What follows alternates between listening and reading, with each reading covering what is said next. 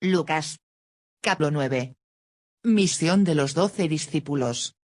Habiendo reunido a sus 12 discípulos, les dio poder y autoridad sobre todos los demonios, y para sanar enfermedades. Y los envió a predicar el reino de Dios, y a sanar a los enfermos. Y les dijo Lucas 10. 4:11 No toméis nada para el camino, ni bordón, ni alforja, ni pan, ni dinero, ni llevéis 2 túnicas. Y en cualquier casa donde entréis, quedad allí, y de allí salid. Y donde quiera que no os recibieren, salid de aquella ciudad, y sacudid el polvo de vuestros pies en testimonio contra ellos. Hechos 13. 51. Y saliendo, pasaban por todas las aldeas, anunciando el evangelio y sanando por todas partes. La costumbre de enviar de 2 en 2 a los mensajeros estaba muy extendida en Israel. Los mensajeros portadores de una noticia o los que llevaban una misión de ayuda o de investigación viajaban generalmente en pareja.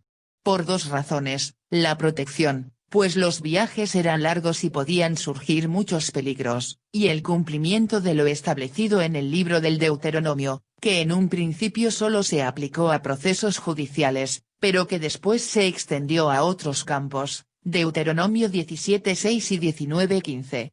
Según esta ley, solo se consideraba digna de crédito la declaración de 2 testigos y aunque de ellos solo hablara uno, el otro debía estar presente, a su lado, para confirmar su testimonio y así darle validez. Jesús brindó por Dios. La acción de gracias ocupó un puesto muy importante dentro de la oración de Jesús.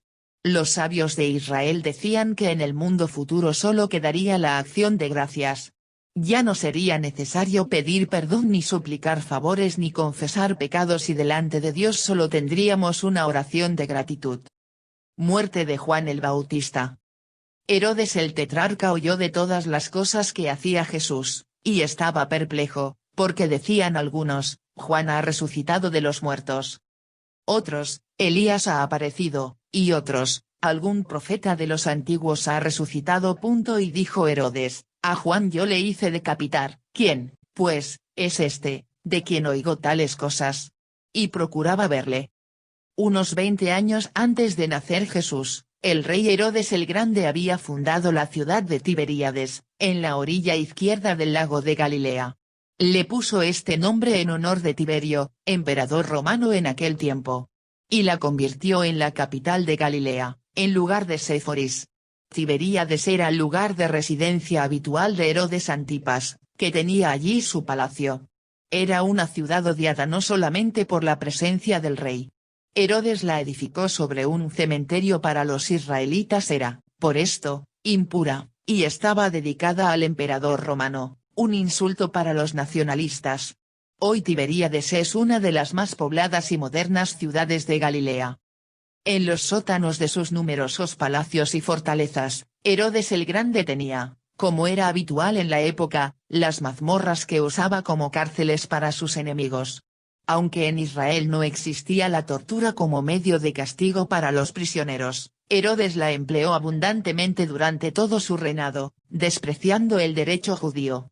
La mayoría de sus opositores desaparecieron en los calabozos de una de sus fortalezas, la Hircania, en el desierto de Judea, que adquirió una reputación siniestra. El hijo de Herodes el Grande, Herodes Antipas, contemporáneo de Jesús, tan cruel como su padre, siguió el mismo camino. Su ambición de poder y la debilidad de su reino, dependiente de Roma y asediado por el descontento popular, hicieron de él un gobernante capaz de cualquier crimen para no perder el trono. El molino antiguo estaba compuesto por 2 piedras que se hacían girar una sobre otra para obtener harina del trigo y de otros cereales. Los molinos eran una pieza básica en un hogar y tuvieron distintas formas a lo largo de los siglos. En tiempos de Jesús, además de los molinos que eran movidos por un hombre, se empleaban los llamados molinos de asno. Las piedras eran enormes y solo un burro lograba mover la que giraba sobre la que permanecía fija en el suelo. Este tipo de molinos lo usaban varias familias. Entre los restos arqueológicos de Cafarnaúm se conservan varias de estas pesadísimas piedras. La palabra de Jesús que habla del escándalo de los pequeños se ha usado con frecuencia para ilustrar temas morales, la corrupción de menores, la pornografía infantil. Pero pequeños en lenguaje bíblico no es equivalente a niños. Los pequeños son los pobres, los desvalidos, los que no tienen poder y son aplastados por el poder. Para estos pequeños, los hombres criminales son un escándalo, entendido según lo que quiere decir literalmente en griego esta palabra, piedra de tropiezo. El escándalo era la piedra que hacía esquina en el umbral de las casas. De noche, era muy común tropezarse en ella. Los evangelios hablan de dos Herodes, Herodes el Grande y su hijo, Herodes Antipas. El primero, aliado con los romanos, gobernó tiránicamente el país desde el año 37 a.C., y a él se atribuyó la matanza de los inocentes. A su muerte, 4 años después del nacimiento de Jesús, el país se dividió entre sus 3 hijos. Herodes Antipas, el menor de ellos, contemporáneo de Juan Bautista y de Jesús, fue puesto por Roma como gobernador de Galilea y de la zona de Perea, en la orilla oriental del Jordán. El título que Roma le dio fue el que daba a los gobernantes de territorios pequeños, tetrarca. Pero el pueblo le llamó siempre rey Herodes. Aunque estaba casado con una princesa árabe, Herodes Antipas se hizo amante de Herodías, esposa de su hermano Filipo.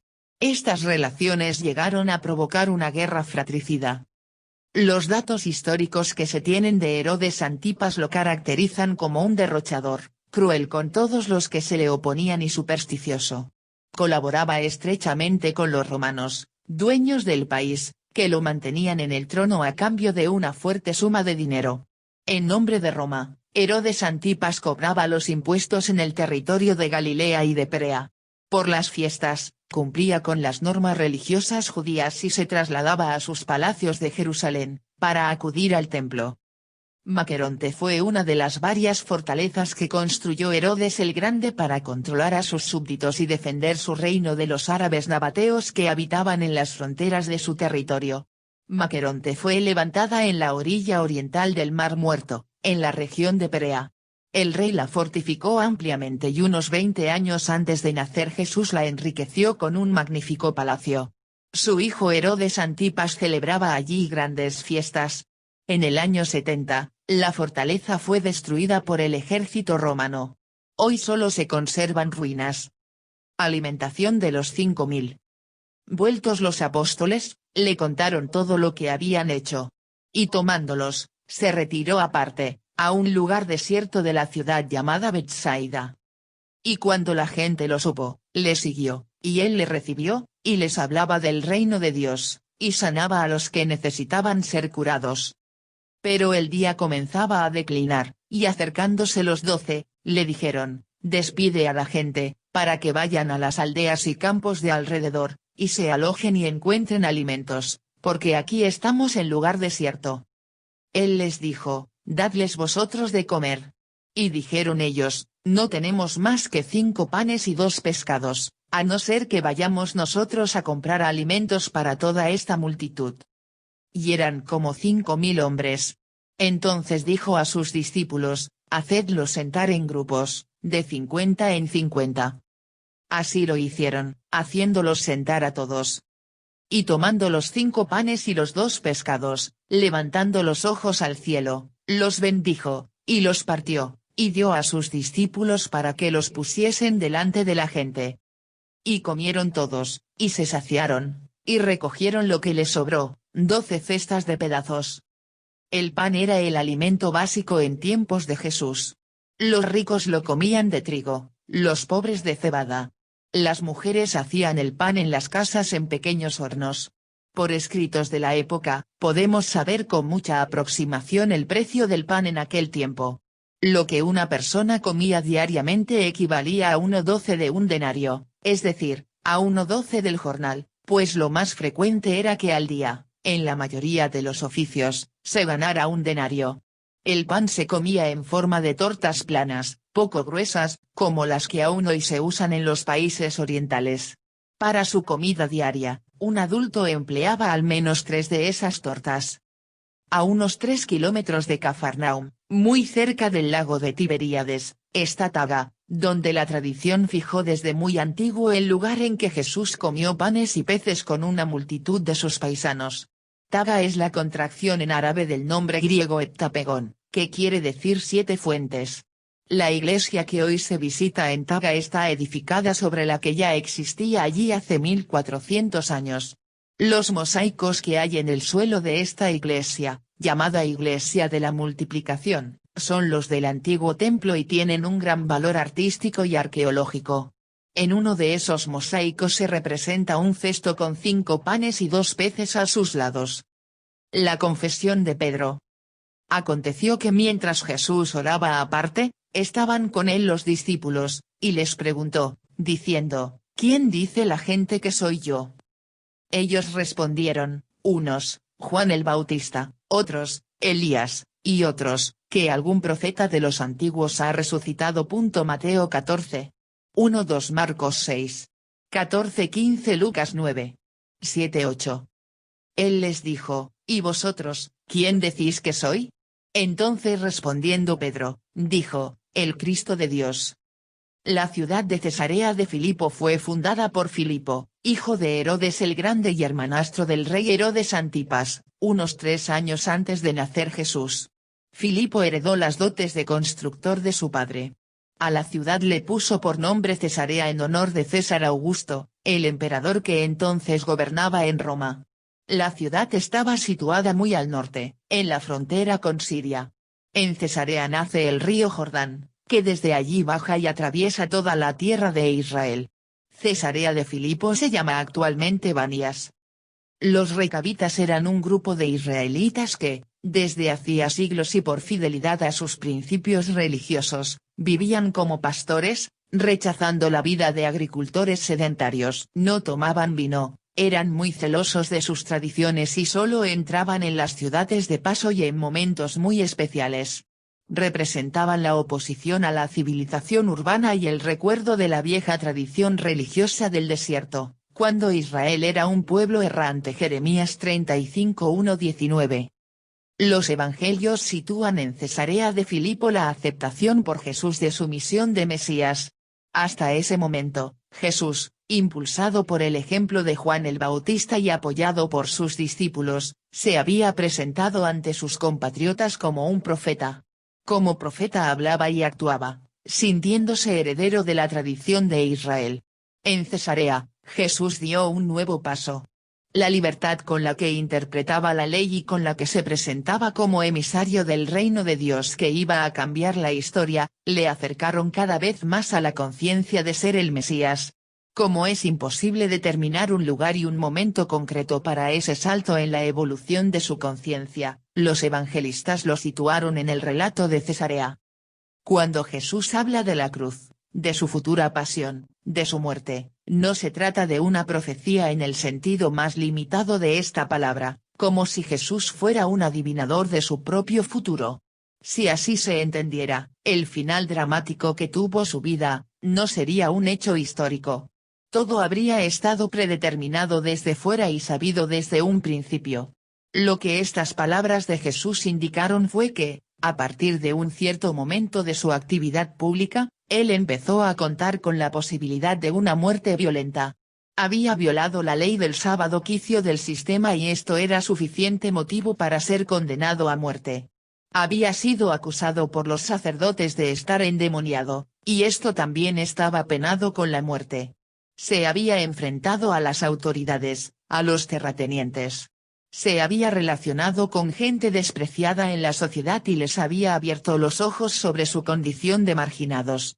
Se había juntado con quienes eran considerados como subversivos, los celotes. Estaba poniendo en pie un movimiento popular. Los jefes religiosos y las autoridades políticas lo consideraron, con creciente preocupación, como un elemento peligroso. Por todo esto, Jesús podía imaginar, casi con certeza, que le matarían, como habían matado a los profetas.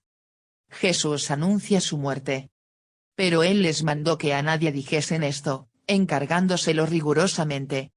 Y diciendo, es necesario que el Hijo del Hombre padezca muchas cosas, y sea desechado por los ancianos, por los principales sacerdotes y por los escribas, y que sea muerto, y resucite al tercer día. Y decía a todos, si alguno quiere venir en pos de mí, niéguese a sí mismo, tome su cruz cada día, y sígame. Porque todo el que quiera salvar su vida, la perderá, y todo el que pierda su vida por causa de mí, éste la salvará. Pues, ¿qué aprovecha al hombre, si gana todo el mundo, y se destruye o se pierde a sí mismo? Porque el que se avergonzare de mí y de mis palabras, de éste se avergonzará el Hijo del Hombre cuando venga en su gloria, y en la del Padre, y de los santos ángeles. Pero os digo en verdad, que hay algunos de los que están aquí, que no gustarán la muerte hasta que vean el reino de Dios. La transfiguración. Aconteció como 8 días después de estas palabras, que tomó a Pedro, a Juan y a Jacobo, y subió al monte a orar. Y entre tanto que oraba, la apariencia de su rostro se hizo otra, y su vestido blanco y resplandeciente. Y he aquí 2 varones que hablaban con él, los cuales eran Moisés y Elías. Quienes aparecieron rodeados de gloria, y hablaban de su partida, que iba Jesús a cumplir en Jerusalén. Y Pedro y los que estaban con él estaban rendidos de sueño, mas permaneciendo despiertos, vieron la gloria de Jesús, y a los 2 varones que estaban con él. Y sucedió que apartándose ellos de él, Pedro dijo a Jesús: Maestro, bueno es para nosotros que estemos aquí, y hagamos 3 enramadas, una para ti, una para Moisés, y una para Elías, no sabiendo lo que decía.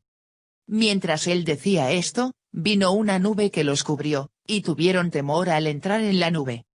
Y vino una voz desde la nube, que decía: Este es mi Hijo amado. Isaías 42. 1 Mateo 3. 17 Mateo 12. 18 Marcos 1. 11 Lucas 3. 22 a Eloit. Y cuando cesó la voz, Jesús fue hallado solo, y ellos callaron, y por aquellos días no dijeron nada a nadie de lo que habían visto. El monte Tabor es un monte aislado, en el nordeste de la hermosa y fértil llanura de Esdrelón, en Galilea. Tiene forma redondeada y 560 metros de altura. Desde muy antiguo se le consideró, por su enclave en el límite de los territorios de las tribus de Isaacar, Zabulón y Neftalí, y por su belleza, como un monte santo. Aunque los evangelios no dicen el nombre de la montaña a donde Jesús subió con sus discípulos en el relato de la transfiguración, la tradición siempre ha situado este acontecimiento en la cima del Tabor. El monte está a unos 30 kilómetros de Nazaret y tiene una abundante vegetación. En su cumbre fue edificada la iglesia de la Transfiguración, que en su fachada busca recordar la silueta de las 3 tiendas a las que se refiere Pedro en el texto evangélico. Desde la cima del monte Tabor se contempla una de las vistas más bellas de la tierra de Israel. A los pies del Tabor se extiende la llanura de Esdrelón o de Yireel, que significa Dios lo ha sembrado, resaltando la exuberante fertilidad de esta tierra. Oseas 2, 23-25. Yireel es un extenso valle en forma de triángulo, que flanquean el monte Carmelo, los montes de Gelboé y las montañas de Galilea. Servía para comunicar la Palestina occidental con la oriental y fue por esto escenario frecuente de guerras y batallas de gran trascendencia en la historia de la nación. El monte Hermón marca el límite norte de la tierra prometida por Dios a su pueblo. Era considerado como el guardián de la nación. Está siempre cubierto de nieve. Salmo 133. El monte Ebal y el Garizim, en tierras samaritanas, fueron escenario de uno de los momentos más solemnes de la historia del pueblo, Josué 8:30-35. En los montes de Gelboé los israelitas fueron vencidos por los filisteos y fue allí donde murió Saúl, el primer rey de Israel, y su hijo Jonatán. 1 de Samuel 31:1-13, 2 de Samuel 1:17-27. El monte Carmelo es la patria del profeta Elías. El Carmelo, cuyo nombre significa jardín de Dios, es una montaña muy fértil, de unos 20 kilómetros de extensión, situada entre el mar Mediterráneo y la llanura de Yireel. Allí realizó algunos de sus signos más espectaculares el profeta Elías. 1 de Reyes 18-16-40. En la actualidad se le llama al Carmelo Yebel Mar Elías, el monte de San Elías, y multitud de peregrinos acuden a venerar al primer gran profeta de Israel en una cueva excavada en la base del monte. Allí rezan y se reúnen en romerías festivas, con cantos y comidas simbólicas. Elías, Su nombre significa Yahvé es Dios, vivió unos 900 años antes de Jesús. Fue el gran profeta del reino del norte de Israel, cuando la nación se dividió en dos monarquías. La popularidad de Elías fue inmensa y el pueblo tejió alrededor de su figura todo tipo de leyendas. Se decía que no había muerto, sino que subió al cielo en un carro de fuego y que volvería de nuevo para abrirle camino al Mesías. Estas ideas estaban vivas en tiempos de Jesús. En el relato lleno de símbolos de la transfiguración de Jesús, Elías no podía dejar de aparecer junto a él, para garantizarle su espíritu profético y sobre todo, como testigo de que Jesús era el Mesías esperado. El Sinaí es la montaña de Moisés. También se le llama en la Biblia Monte Horeb. Es la montaña más sagrada para Israel. Allí se apareció Dios a Moisés en una zarza ardiendo, allí le reveló su nombre Yahvé, le entregó los mandamientos e hizo alianza con el pueblo cuando marchaba por el desierto. El Sinaí está situado en territorio que hoy pertenece a Egipto, en la península del Sinaí, en pleno desierto, en una zona habitada únicamente por beduinos. Moisés vivió 1800 años antes de Jesús. Es para Israel padre y liberador del pueblo, el que lo formó y lo guió hasta la tierra prometida, el hombre excepcional que habló con Dios cara a cara. Y, sobre todo, el legislador, el que dio a Israel la ley santa. Ninguna figura bíblica tenía tanto peso ni tanta autoridad como Moisés. Por eso, debía aparecer junto a Jesús en el simbólico relato de la transfiguración, como expresión de que se iniciaba una nueva alianza y como garantía de que Jesús heredaba las mejores tradiciones de su pueblo. Para la mentalidad israelita, la montaña, por su mayor proximidad al cielo, era el lugar donde Dios se manifestaba. Otros pueblos vecinos, los asirios, los babilonios, los fenicios pensaron de la misma manera. El monte era el lugar santo por excelencia. Más adelante, surgió otra idea complementaria: Dios elige algunos montes como especial morada suya. Y así, innumerables veces se habla en el Antiguo Testamento del monte Sión, en Jerusalén, como lugar elegido por Dios para vivir, como sitio del banquete de los tiempos mesiánicos. Además, una antigua tradición de Israel llamó a Dios con el nombre El Shaddai, que significa Dios de las montañas. Génesis 17:1-2. Con varios elementos simbólicos: monte sagrado, Moisés, la ley, Elías, los profetas, la nube, que también aparece en el Éxodo, la luz resplandeciente. Los evangelistas armaron el cuadro teológico de la transfiguración para comunicar a sus lectores que en Jesús se cumplía todo lo anunciado por los antiguos escritos del pueblo de Israel.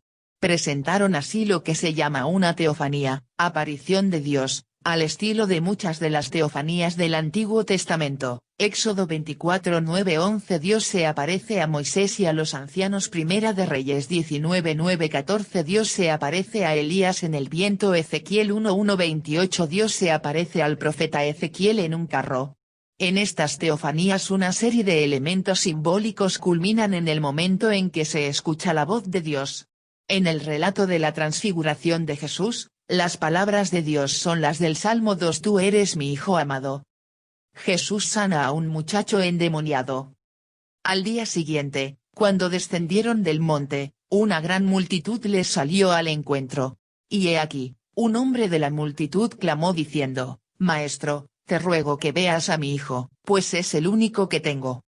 Y sucede que un espíritu le toma, y de repente da voces, y le sacude con violencia, y le hace echar espuma, y estropeándole, a duras penas se aparta de él. Y rogué a tus discípulos que le echasen fuera, y no pudieron. Respondiendo Jesús, dijo: Oh generación incrédula y perversa. ¿Hasta cuándo he de estar con vosotros, y os he de soportar? Trae acá a tu hijo. Y mientras se acercaba el muchacho, el demonio le derribó y le sacudió con violencia, pero Jesús reprendió al espíritu inmundo, y sanó al muchacho, y se lo devolvió a su padre. Y todos se admiraban de la grandeza de Dios. Al pie del monte Tabor estaba situada Deborilla, una ciudad perteneciente a los israelitas de la tribu de Zabulón. Llevaba este nombre en recuerdo de Débora, profetisa y madre de Israel, que actuó como jueza en los primeros tiempos de la historia del pueblo y ganó batallas para su patria. Su cántico de victoria, Jueces 5, 1-31, es una de las obras maestras de la literatura hebrea. Actualmente, Deborilla es una pequeña aldea habitada por árabes. Por la descripción que hacen los evangelios de los síntomas del muchacho enfermo que Jesús encontró al bajar del monte Tabor se puede deducir que la enfermedad que padecía era la epilepsia, dolencia totalmente desconocida en aquellos tiempos. Los enfermos que la padecían eran especialmente temidos. Al no conocer de dónde podía venir la enfermedad o qué hacer frente a ella, la situación resultaba angustiosa. Lo más frecuente era atribuir al demonio la causa. También se hablaba de un castigo de Dios por algún pecado oculto del enfermo o de algún miembro de su familia. Unos 500 años antes de Jesús, un autor anónimo escribió uno de los libros más hermosos de la Biblia, el libro de Job. En él se cuenta la historia de un hombre bueno, que sufrió toda clase de calamidades. Las páginas del libro recogen sus interrogantes ante el dolor, que considera absurdo, injusto, inmerecido. En su crisis, Job enfrenta a varios amigos que le hacen consideraciones piadosas, buscando que se resigne. Job no lo hace y se enfrenta a Dios, al que hace responsable último de sus males. El personaje de Job, rebelde ante el sufrimiento, interpelando a Dios, significó una auténtica revolución en el pensamiento religioso de Israel. Hasta entonces se creía que en la tierra el hombre recibía ya el premio o el castigo de sus actos. Al bueno le iba bien, era feliz, prosperaba. Al malo le tocaban tarde o temprano fracasos y sufrimientos. El libro de Job vino a contradecir radicalmente estas ideas. Su tema se resume en una sola e inquietante pregunta: ¿por qué sufren los buenos? ¿Qué sentido tiene el dolor de los inocentes? A lo largo de 38 capítulos, y de todas las maneras posibles, Job plantea una y otra vez esta misma cuestión. A partir de este libro, la reflexión del pueblo de Israel sobre el dolor, la responsabilidad individual y los proyectos de Dios, varió sustancialmente. El caso de Job abrió el camino teórico para empezar a comprender una posible inmortalidad, la trascendencia de la vida humana más allá de esta tierra. Jesús anuncia otra vez su muerte. Y maravillándose todos de todas las cosas que hacía, dijo a sus discípulos: haced que os penetren bien en los oídos estas palabras, porque acontecerá que el Hijo del Hombre será entregado en manos de hombres. Mas ellos no entendían estas palabras, pues les estaban veladas para que no las entendiesen, y temían preguntarle sobre esas palabras. ¿Quién es el mayor? Entonces entraron en discusión sobre quién de ellos sería el mayor. Y Jesús, percibiendo los pensamientos de sus corazones, tomó a un niño y lo puso junto a sí. Y les dijo: cualquiera que reciba a este niño en mi nombre, a mí me recibe, y cualquiera que me recibe a mí, recibe al que me envió, porque el que es más pequeño entre todos vosotros, ese es el más grande. El que no es contra nosotros, por nosotros es. Entonces respondiendo Juan, dijo: Maestro, hemos visto a uno que echaba fuera demonios en tu nombre, y se lo prohibimos, porque no sigue con nosotros. Jesús le dijo: no se lo prohibáis, porque el que no es contra nosotros, por nosotros es. Jesús reprende a Jacobo y a Juan. Cuando se cumplió el tiempo en que él había de ser recibido arriba, afirmó su rostro para ir a Jerusalén. Y envió mensajeros delante de él, los cuales fueron y entraron en una aldea de los samaritanos para hacerle preparativos. Mas no le recibieron, porque su aspecto era como de ir a Jerusalén. Viendo esto sus discípulos Jacobo y Juan, dijeron: Señor, ¿quieres que mandemos que descienda fuego del cielo, como hizo Elías, y los consuma? 2 Reyes 1. 9:16. Entonces volviéndose él, los reprendió, diciendo: vosotros no sabéis de qué espíritu sois. Porque el Hijo del Hombre no ha venido para perder las almas de los hombres, sino para salvarlas. Y se fueron a otra aldea. La enemistad entre los samaritanos y los galileos y judíos estaba alimentada por varias circunstancias históricas. 129 años antes de Jesús, el rey judío Juan Hircano había destruido el sagrado templo samaritano del Garizim. Esto aumentó el odio entre los dos pueblos. Cuando Jesús tenía unos 10 años ocurrió un hecho que horrorizó a los judíos. Con ocasión de las fiestas de Pascua, los samaritanos que habían ido a Jerusalén echaron huesos de muerto por todo el templo. Aquella profanación del lugar santo fue un hecho que los judíos no olvidaron. A partir de entonces, las tensiones fueron siempre en aumento. El pueblo israelita tenía a gala, como virtud nacional, la hospitalidad. Pero esto no se cumplía entre samaritanos y judíos. Se negaban el saludo y se cerraban las puertas de sus casas como signo de rechazo total. Cuando los judíos atravesaban territorio samaritano, no era extraño que ocurrieran graves incidentes, que a veces terminaban en matanzas. Los que querían seguir a Jesús. Yendo ellos, uno le dijo en el camino, «Señor, te seguiré a donde quiera que vayas». Y le dijo Jesús, «Las zorras tienen guaridas, y las aves de los cielos nidos, mas el Hijo del Hombre no tiene dónde recostar la cabeza». Y dijo a otro, «Sígueme». Él le dijo, «Señor, déjame que primero vaya y entierre a mi padre».